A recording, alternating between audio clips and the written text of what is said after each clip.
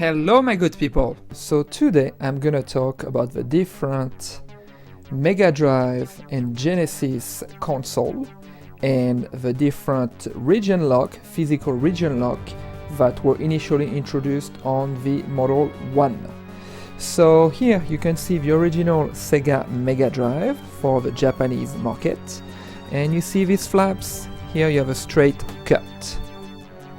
Then if you look at the Genesis, it kind of look alike, but you see there's this extra little tab that the other one does not have, the Japanese does not have. And here at the bottom you can see it's kind of roundish. And it's the same for the PAL model. The shell looks just like the one on the Genesis. Then if we look at the cartridge, so this is a Japanese cart, and you can see on the bottom it's kind of roundish on the corner, and when you insert it in the Japanese console it looks like that.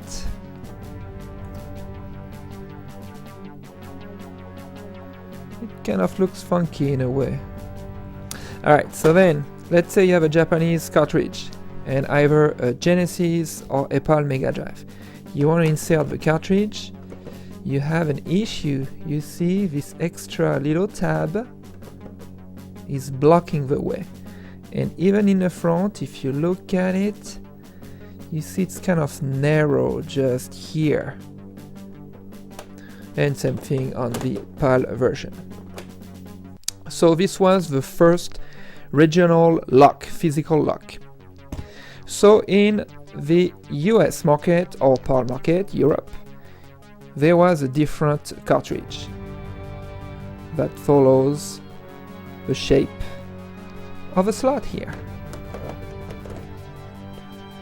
Fits perfectly. Alright. And then the PAL or European carts were similar.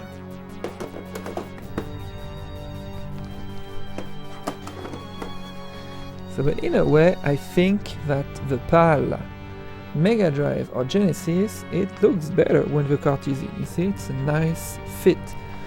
When you look at the Japanese one, and not that much actually. It would look better with a square cartridge.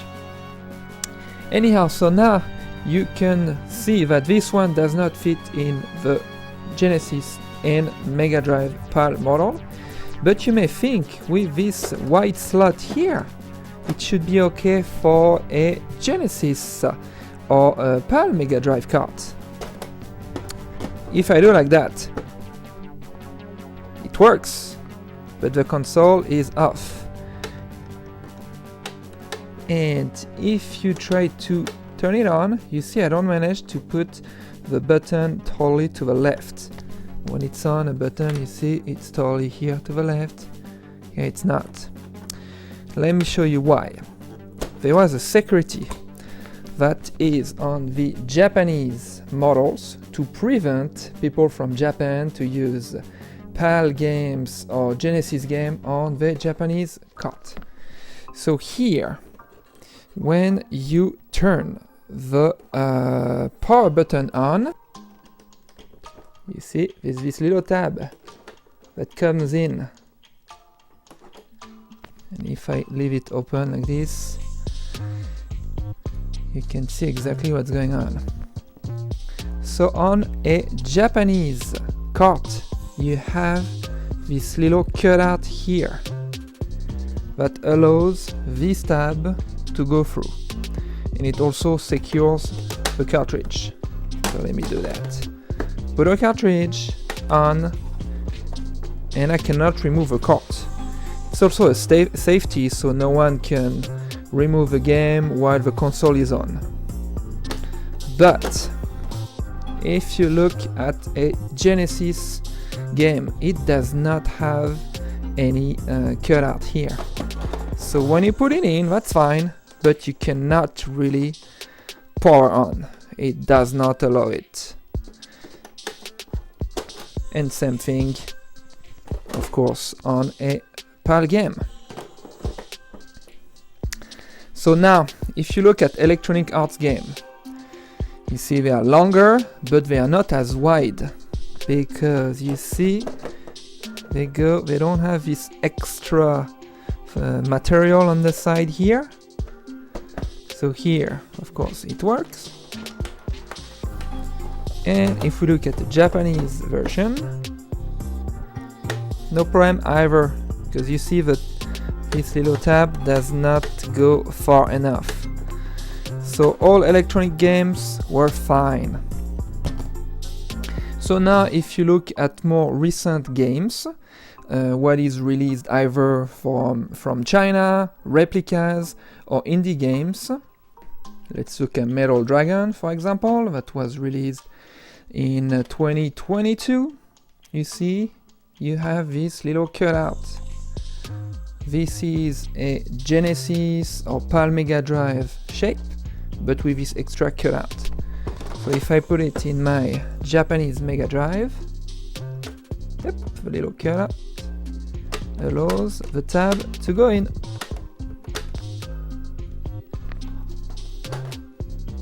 So now let's go on this second section of this video. So in the US or Europe, some people were importing games from Japan because either they were released earlier in Japan or they could manage to get them for a better deal.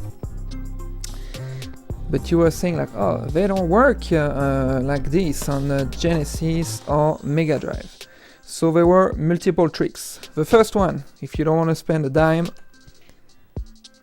you just cut this little tab or you file it. That was one option.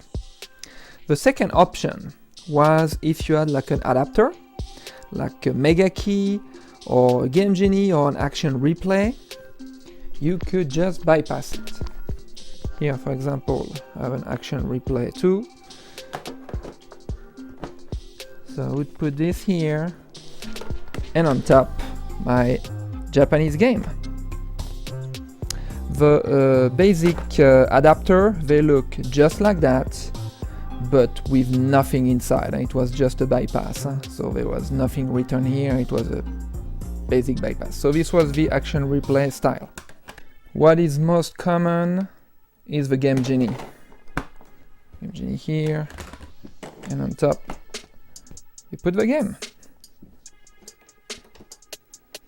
So this was the actually proper way to not damage, not cut your console and not damage your cart. I haven't shown you yet, but some people were butchering their cart. Let me show you an example. This is actually a brand new cartridge that I purchased lately. I have the box and manual as well. And this is what some resellers were doing. Boom. You see? They were just filing or cutting the side. This one is pretty bad, and actually you can see through.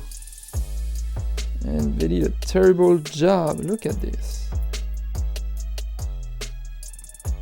But, you see,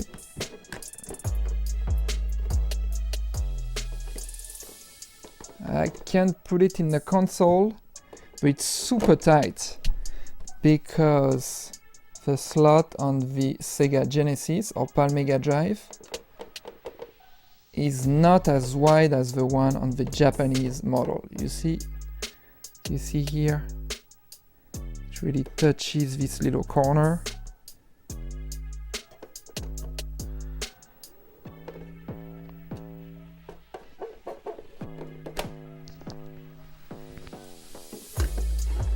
And on the Japanese, you don't have this, no issue. Okay, so one first by example. Ugh, it's ugly. Another example. Someone did the same. It's not very clean, you see. They cut a little too far. However, the person who did this one, I think it was someone who did it on their own. They added this little plastic tab here to kind of secure and prevent dust to come in the cart. And then they kind of glued it.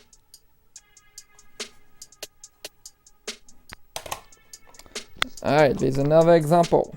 On this one, someone just like filed it like it's pretty ugly. And I don't know if it... Yeah, I can manage to make it. Oh boy, yes. It is in the console. But it's... Oh, it doesn't look good to take it in and out. But hey, it worked. So you see how they did that.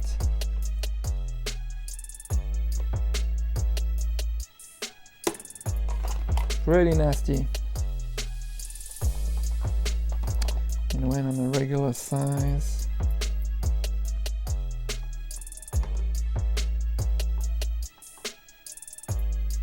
Alright. Then I have another example. So you're gonna look at it and say, what is this thing? Is it a bootleg? No. So you can see it's the Batman game. That was a specific shell in Japan. This was the shell. Slightly different because it was the Sunsoft specific shell. Here's a perfect shell, a Sunsoft shell that was not butchered.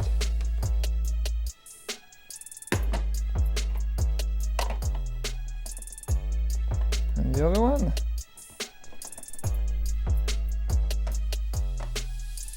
Let's see what they kept. So now let's look at this card. Something is not right because this is a Genesis or PAL Mega Drive shell, but the sticker is not right. You can see here it's the Japanese sticker. So here's what happened. The people who owned this game back then, they could not fit it in their Sega Genesis, I guess. So you see it's exactly the same sticker here. So what they did, they peeled the Japanese sticker from this shell. Then they took one shell from a Genesis game or PAL game. They peeled the Genesis or PAL game sticker. And they affixed the Japanese sticker on it. That's what happened here. And on top, because it was maybe not perfect, they added some tape here. And then they open the Japanese cart.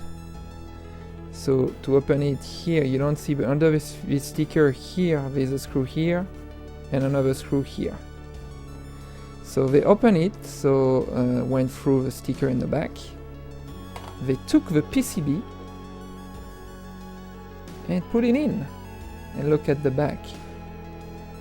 Yeah, they had to enlarge the original holes for the screws and put like basic wood screws or whatever in it, because usually the typical screws are like that. So look at this butcher work.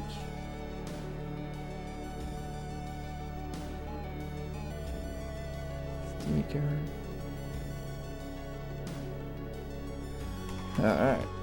So there's another option that I haven't mentioned yet to play a Japanese game on a Genesis or PAL Mega Drive, and it's actually what I did once as a kid. I remember it was on a Shadow Dancer game that I had the Japanese one.